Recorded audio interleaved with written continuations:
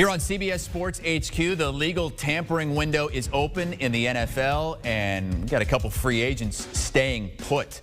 Shaq Barrett, who has the most sacks the last 2 seasons, is staying with the Tampa Bay Buccaneers, so they're keeping everybody. We thought they might lose either Godwin or Levante David or Shaq Barrett. They're going to get all 3 to return with Tom Brady to try to defend the championship next season.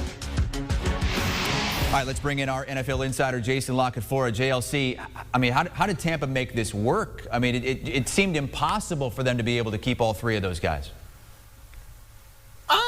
No, when there's a will, there's a way. Obviously, Tom Brady's new contract created about $20 million of wiggle room. You can always put balloon payments and big money in the future, and by 2023, the cap will grow exponentially, and there's a little bit of that going on in this case as well. When they put the tag on Godwin, it was pretty much a signal to the market that we think we're going to get Barrett under $20 million a year. And it's really 17 a year is the real number if you strip away incentives. That's someone who they'd already had on the franchise tag around that figure.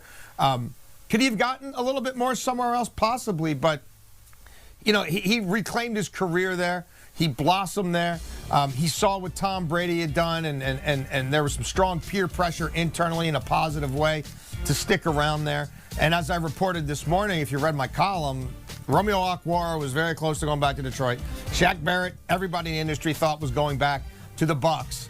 And it's probably only a matter of time before Leonard Floyd re-ups with the Rams, probably for around the same money or similar money as what Okwara got to stay in Detroit. That has been the prevailing trend of the early stage of free agency here. You're seeing a lot of guys going back with the bird in hand, a place they know they can succeed, a place they have succeeded, a place where they're already comfortable, because you're not seeing the craziness that we normally see on the open market just yet. And frankly, I don't think we're going to see by and large. Okay, so the Bucs tagged Godwin. They bring back Levante David. They're bringing back Shaq Barrett. Tom Brady signs another deal. What's next for this team? It seems like they're knocking down every can on the way to try to defend another championship. Yeah, I mean, Antonio Brown and Rob Gronkowski, there's an executive in the league who doesn't think they're going back to Tampa on team-friendly deals in all likelihood. Probably one, you know, they're basically going to be 3 or 4 year deals for cap purposes that are at their heart 1-year deals. And then we'll see about Ndamukong Suh. He's been willing to go year to year for a while now, around $8 million a year. I wouldn't rule that out in this case either. I think Shaq Barrett's only counting about $5.5 million against the cap on that new deal. So when they say, and Brady says, we're keeping the band together, he means it. And, you know, will there be a guy or 2 who get away? Possibly, but the ones that they've prioritized are going to be back. All right, so you got your core really coming back, and they are 9-1 favorites to repeat as champions, the Tampa Bay Buccaneers, for next season. Let's welcome in our NFL insider and writer, Jonathan Jones, to talk about this. The Bucs, so we've got Chris Godwin, we've got Tom Brady, Levante David, and now, lo and behold, they get a deal done with Shaq Barrett. Your initial reaction? It's incredible what Tom Brady and winning can do for an organization. And I think there are a number of teams that are looking back on March of last year and really kicking themselves on not actually pursuing the quarterback, because this is what happens.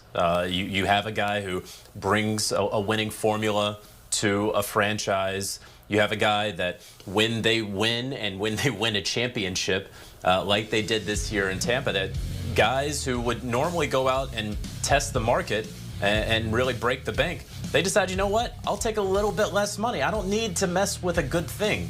And we saw with Levante David, you know, if the Bucs were bad, he would have stuck around with the Bucs and probably gotten a much larger deal than he did. Instead, in his 9th season, he gets a Super Bowl and decides to take a little bit less money than he would have got out there on the free agent market, where linebackers are in high demand. Good, very good linebackers are in high demand. But we're talking about Shaq Barrett right here. And Shaq Barrett is a guy whom probably would have gotten 19 to 20 in a normal year, 19 to 20 million dollars per year if this were a normal year. But of course, the salary caps across the league are obviously low. I still think that he probably could have gotten more if he decided to be legally tampered with over these next couple of days, but he instead decided to stick in Tampa on a 4-year deal. Now, it's probably something where it's closer to a 2-year deal that either side can more or less get out of after those 2 years. But obviously the Bucs are trying to repeat, potentially three-peat, as Super Bowl champions, and Shaq Barrett very much enjoying himself there in Tampa with this new deal. All right, so they've been able to get all these deals done. I mean, there are some key players still out there if they really want to get the team back together from the team that won the Super Bowl here. What is your next move for the Bucs? Can they make another move? I think that they can, because the guys, Levante and Tom Brady and Shaq Barrett ultimately aren't going to cost that much against the cap in 2021, even though all three men just got paid.